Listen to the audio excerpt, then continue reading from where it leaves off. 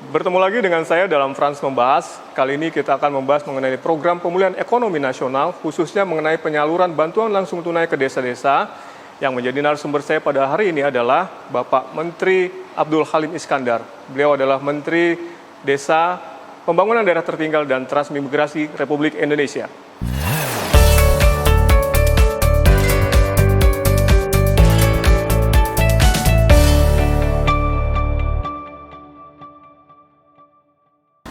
Oke, telah hadir bersama saya Bapak Abdul Halim Iskandar, Menteri Desa dan Pembangunan Daerah Tertinggal dan Transmigrasi Republik Indonesia. Selamat siang, Gus Menteri. Selamat siang, terima kasih. Apa kabar, Bapak? Alhamdulillah, baik ya, Pak. Pak, sebagaimana diketahui kan pemerintah mengadakan program pemulihan ekonomi nasional, di mana salah satunya adalah penggunaan dana desa yang digunakan memberikan bantuan kepada masyarakat desa yang terdampak COVID-19 berupa bantuan langsung tunai atau BLT. Ini kira-kira dasar pemikirannya seperti apa ya, Pak, kalau bisa diceritakan? Jadi COVID-19 itu dampak yang paling langsung dua. Satu kesehatan, dua ekonomi. Ini bedanya dengan bencana alam. Kalau bencana alam yang terbesar ekonomi, kesehatan nggak begitu terasa. Ya. Kemudian penyelesaiannya juga cepat dari sisi recovery. Tapi kalau non alam ini bisa kita bayangkan dari bayangan 3 bulan, mundur 4 bulan, 5 bulan, bahkan di negara-negara Eropa yang sudah bagus, turun lagi dan seterusnya, sampai dalam situasi yang kita belum tahu kapan tuntasnya. Akhirnya pemerintah menggulirkan new normal itu, supaya kita, bahasanya Pak Presiden, hidup berdampingan dengan COVID. Bukan berarti menyerah, tetapi kita harus beradaptasi dengan situasi yang memang harus dihadapi kalau kita tidak ingin ekonomi kita terpuruk terlalu jauh. Nah, dua hal inilah yang kemudian menjadi fokus perhatian di Kementerian Desa, utamanya terkait dengan dana desa. Nah, dari situ kita keluarkan kebijakan pertama untuk kesehatan.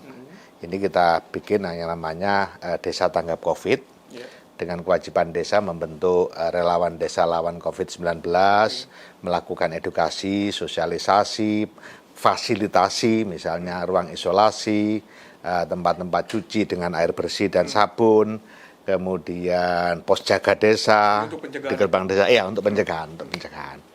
Nah, kemudian alhamdulillah ini berjalan. Juga menggunakan dana desa. Dana desa, dan kurang lebih sekarang sudah teralokasikan sekitar 3 triliun untuk seluruh Indonesia, dengan kurang lebih hampir 2 juta relawan.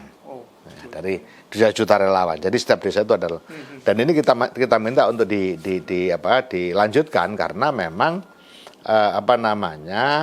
bencana non alam ini tidak bisa serta-merta berhenti. Jadi harus terus melakukan pengawasan, pemantauan yang kita sebut dengan proteksi diri tingkat desa. Kalau tiap-tiap desa melakukan proteksi diri dengan baik, maka saya yakin akumulasi keberhasilan desa adalah akumulasi Indonesia. Nah, itulah. Nah, kemudian yang ekonomi ada dua. Satu, untuk meningkatkan daya beli dan ketahanan ekonomi dengan bentuk padat karya tunai desa. Padat karya tunai desa ini memang satu kebijakan yang spesifik, beda dengan padat karya tunai lain. Karena apa? Padat karya tunai desa ini lebih difokuskan pada keterlibatan para kelompok marginal, kemudian keluarga miskin, dan penganggur atau setengah penganggur. Jadi bahasa lain sebenarnya padat karya tunai desa ini adalah cash forward yang ada produktivitasnya. Nah, hari ini misalnya padat karya tunai desa kita gerakkan untuk menyongsong rebonding atau rebound, kalau itu rebound perputaran ekonomi di desa, di mana kita sudah maklum sudah sekitar ada 30.000 desa yang memiliki wisata desa. Nah, sementara ini kan tutup, berhenti, tidak ada yang datang karena memang COVID-19 PSBB.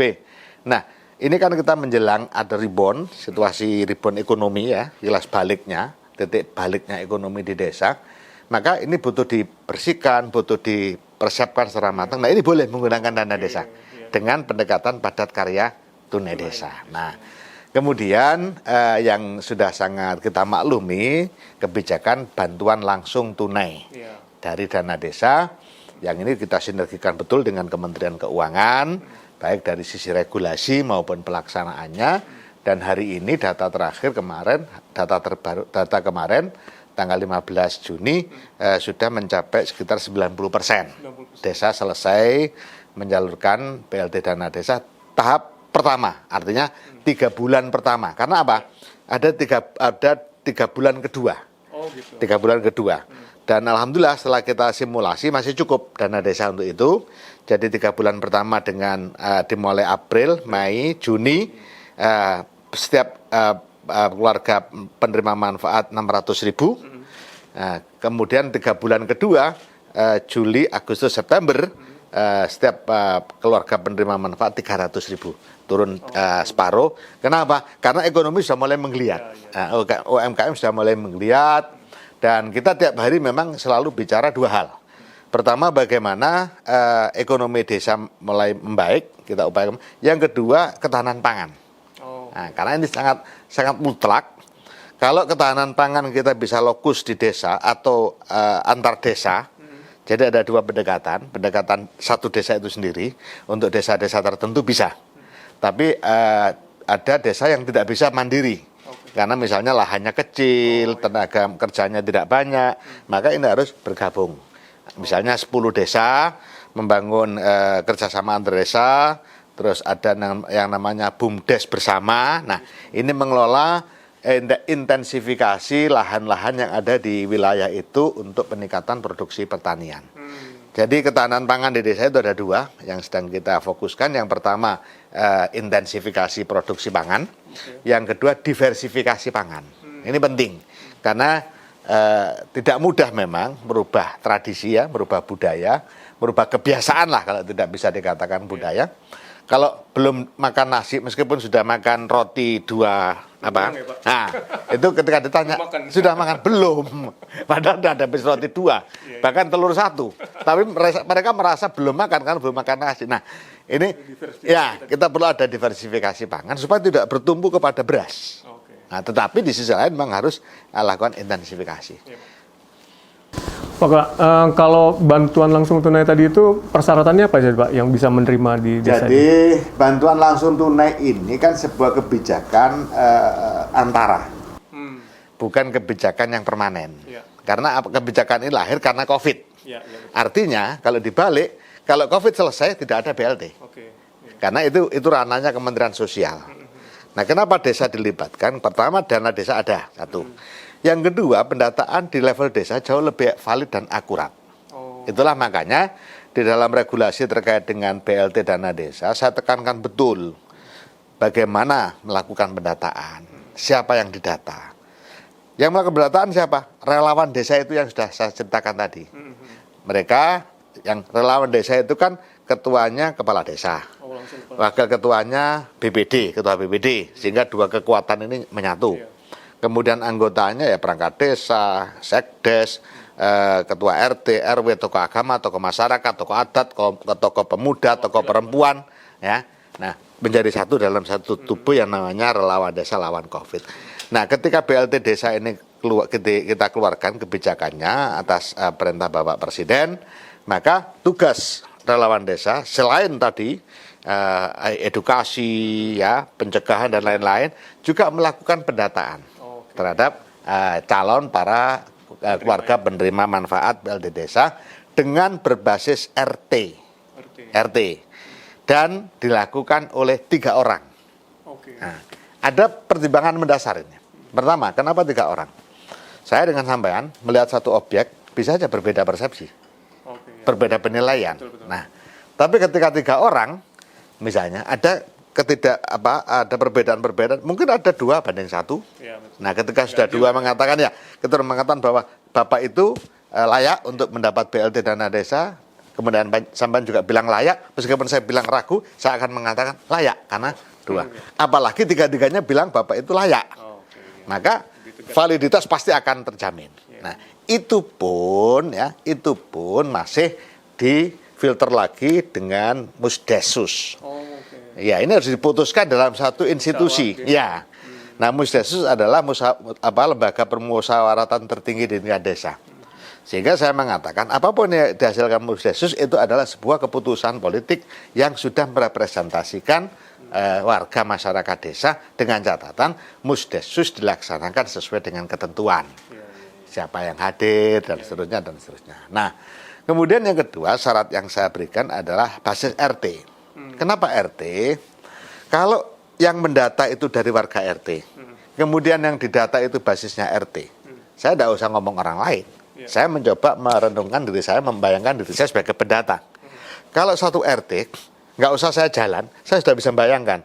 Oh Pak ini kayaknya layak. Oh Pak ini layak. Oh Pak ini layak. Udah kenal ya Pak? Kita tahu persis, bukan hanya kenal, tahu di mana rumahnya dan seterusnya. Sehingga dari bayangan saja sudah bisa. Apalagi ini bayangannya 3 orang. Nah, ayo kita coba diinventarisir. Oh si A si B ya cocok. Oh ini nanti dulu kita cek lagi aja. Kita cek dulu lebih dulu baru kita diskusikan. Kalau ini jelas, ini nomor 1, 2, 3 jelas. Nah setelah 3 orang tadi mudah mempunyai gambaran, baru turun. Nah jadi sudah ada guidance, turun sudah ada guidance. Nah verifikasi di lapangan, oh bener toh, cocok ini. Nah ini yang nggak cocok kayaknya. Diskusi kita tadi kayaknya ini masuk, tapi setelah kita lihat kita ternyata nggak layak untuk menerima BLT desa. Itu yang saya katakan bahwa validitas atas upaya pendataan calon penerima manfaat, keluarga penerima manfaat itu akan sangat bisa dipertanggungjawabkan. Ya Pak, terusnya gini Pak, kan tadi Bapak juga ada menyebutkan mengenai Kementerian Sosial yang punya program bantuan sosial dan lain sebagainya. Itu biar nggak overlap, seperti apa usaha yang dilakukan oleh Kementerian Desa ini Pak? Itu yang kemudian setelah hasil Musdesus ditandatangani kepala desa, nama-nama calon penerima BLT desa hasil pendataan dan musyawarah Musdesus tadi dikirim ke kabupaten untuk sinkronisasi. Karena BN Bansos Tunai, BKH ini kan adanya di kabupaten data-datanya. Meskipun di desa itu ada, tetapi tidak cukup kuat. Kenapa? Karena Bansos ini turunnya langsung. By rekening, by pos, tidak melalui desa. Sehingga datanya ada kayak misalnya, saya cek beberapa kepala desa saya telepon. Bisa nggak sampean mendeteksi warga sampean yang dapat PKH? Bisa Pak, tapi saya ragu. Kenapa ragu? Karena dulu iya, belum tentu kalau sekarang iya. Lah kok bisa begitu? Iya, karena pencairannya tidak lewat kami, langsung lewat pos. Nah, itulah makanya ada hambatan-hambatan di dalam BLT desa ini, karena dalam sinkronisasi tadi nunggu selesainya bantuan sosial tunai. Kenapa nunggu itu? Karena bantuan sosial tunai itu langsung dari pusat. Di luar kendali pemerintah daerah. Nah itulah makanya banyak yang mengatakan, saya tanya ketika saya turun, kenapa kok lambat? Iya Pak, BLT desa kita gunakan untuk sabu jagatnya. Jadi kalau ini sudah terima BST, ini PKH, nah rongga-rongga kosong, ruang-ruang kosong ini diisi dengan BLT desa. Nah itu ternyata betul dari sisi pelaksanaan dan lapangan. Buktinya apa? Kita sudah mensimulasi kan, desa yang di bawah 800 juta itu mengalokasikan 25%. Desa yang di antara 800 sampai 1,2 mengalokasikan 30%. Yang di atas 1,2 mengalokasikan 35%. Itu simulasi kita akan mengcover sekitar 12 juta keluarga penerima manfaat. Ternyata dalam perjalanannya prediksi kita sampai 100% salur itu sekitar 8 juta. Kenapa kok turun banget? Karena sudah tertutup dengan Nah itu jadi benar banget agak terkonfirmasi. Nah ke depan kita juga sudah diskusi sama Pak Mensos sama Pak Menko PMK agar data-data yang ada sekarang ini dikelola dengan baik dan kita serahkan sepenuhnya ke desa. Updatingnya, validasinya, karena desa lebih tahu lah lingkungannya, masyarakatnya, dan itu akan lebih mudah transparansinya karena apa? Skalanya kecil. Misalnya di balai desa tiap tahun ditampilkan hasil updating penerima PKH 1, 2, 3 dengan NIK-nya sekian, penerima bansos bantuan pangan tunai, non tunai sekian, terus apalagi pokoknya semua jaring pengaman sosial itu tiap tahun ditampilkan di desa sekaligus untuk menverifikasi. Karena apa? Semakin intensif Bapak Presiden sebagaimana yang sudah dilakukan untuk gerakan-gerakan pertumbuhan ekonomi, maka harapan utamanya adalah terjadinya percepatan pengentasan kemiskinan. Nah, ini berarti akan ada satu situasi yang dinamis. Nah, maka jangan sampai 2 tahun, 3 tahun. Menurut saya setahun harus selalu diupdate. Karena dengan pergerakan ekonomi yang bagus, bisa saja tahun kemarin dia berhak menerima, tahun ini sudah nggak berhak. Karena UMKM-nya bagus, usahanya bagus. Nah, itu akan efisien, efektif ketika diserahkan ke desa. Karena ada di lingkungan masing-masing dan day to day mereka ada di situ. Terus ini Pak, untuk pemantauan dari dan monitoring dari kegiatan pemberian bantuan langsung tunai ini yang dilakukan di Kementerian Bapak seperti apa Pak? Ada 2, satu turun langsung, yang kedua by phone, by konfirmasi. Tiap hari. Tiap hari ya? Terus ada Bapak punya kayak semacam data tiap hari? Tiap hari. Makanya tiap hari kita punya update data, misalnya nanti malam biasanya jam 7, jam 8, itu mulai komunikasi terus dengan sumber-sumber yang sudah kita siapkan. Sekitar jam 10 baru selesai data hari ini. Nah, besok kita laporkan. Jadi tiap hari saya laporan terkait dengan progres BLT Dana Desa, juga termasuk PKTD, Padat Karya Tunai Desa, juga desa tanggap COVID-19. Target bisa sampai 100% kapan kira-kira Pak? Juni ini harus selesai. Juni ya? Iya, karena sudah harus diperpanjang lagi ya? Karena sudah disusul bulan kedua. Bukan, yang cair Juni, ini kan bulan pertama untuk angkatan pertama. Berarti Juli baru bulan kedua untuk angkatan pertama. Agustus bulan ketiga angkatan pertama. September baru bulan pertama angkatan kedua, Oktober, November. Nah, jadi variasinya nanti akan ketemu. Yang cair April, berarti April, Mei, Juni. Juli sudah mulai penyaluran untuk triwulan kedua. Begitu seterusnya. Makanya hari ini sudah akan saya keluarkan Permendes, perubahan Permendes yang, karena kemarin kan cuma 3 bulan. Nah, yang bulan kedua angkatan kedua, triwulan kedua dengan nilainya dan bagaimana mekanismenya. Mekanismenya adalah semua data yang sudah berjalan itu dipakai sebagai data awal, tetapi tidak menutup kemungkinan ada penambahan pengurangan. Ya, karena dinamis kan. Kuncinya cuma satu, Musdes.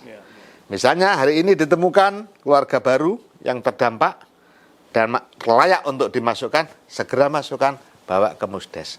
Hari ini ditemukan keluarga yang sudah tidak layak atau meninggal, selesaikan di Musdes, kurangi di sana. Jadi mekanisme ini betul-betul akan memberikan kemudahan di tingkat desa.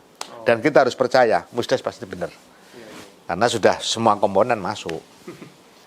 Pak, yang terakhir nih Pak dari saya, untuk mencegah misalnya ada oknum-oknum yang bermain, misalnya dia memotong pembagian dan lain sebagainya, ada nggak Pak dari Bapak? Beberapa keluhan sudah ya, tetapi setelah kita verifikasi, kecil sekali yang sampai masuk ke alat penegak hukum. Ya, karena kita selalu bilang jangan main-main dengan urusan ini. Pertama, kamu tidak akan jadi kaya. Berapapun yang kamu usahakan nggak akan jadi kaya. Tapi kamu pasti sengsara kalau sudah kena APH, alat penegak hukum. Nah, yang kedua, ada banyak yang hoax juga sih. Misalnya ada potongan 200.000. Nah, ya 200.000 setelah kita cek ternyata itu duitnya memang sudah dibagi sama yang punya.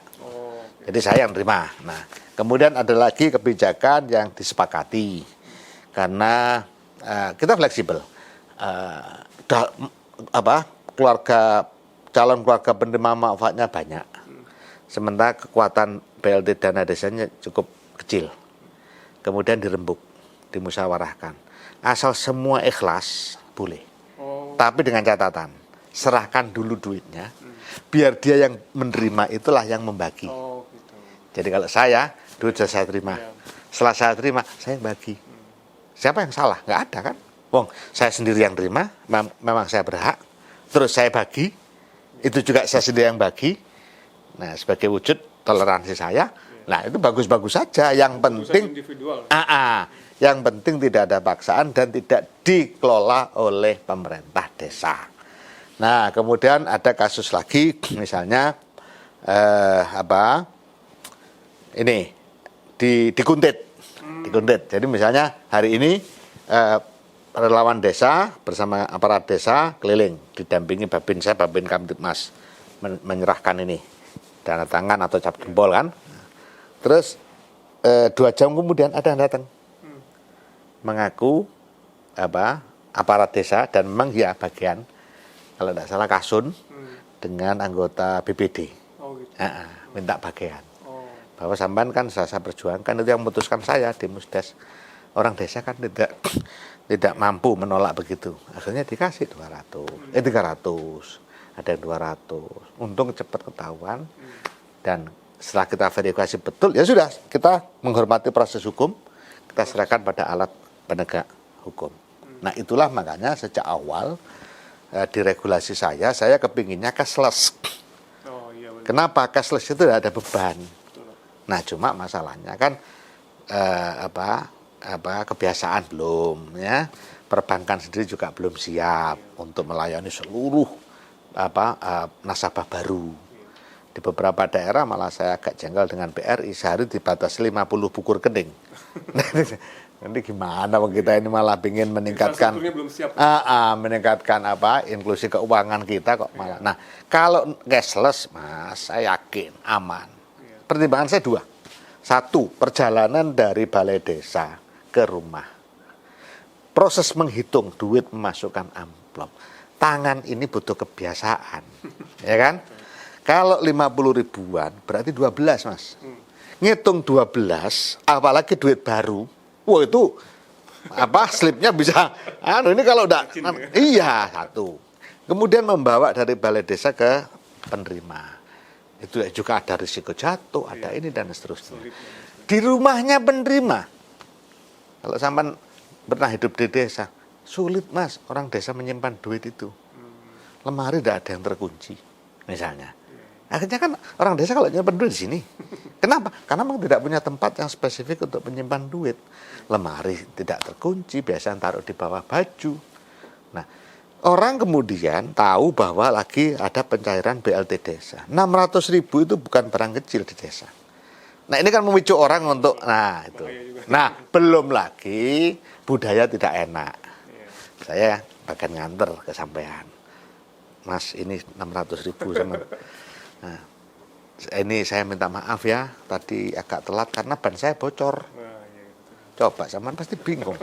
Kasih 50.000. Padahal saya nggak minta kan, tapi kan nggak enak sendiri karena saya cerita ban bocor, kehabisan bensin.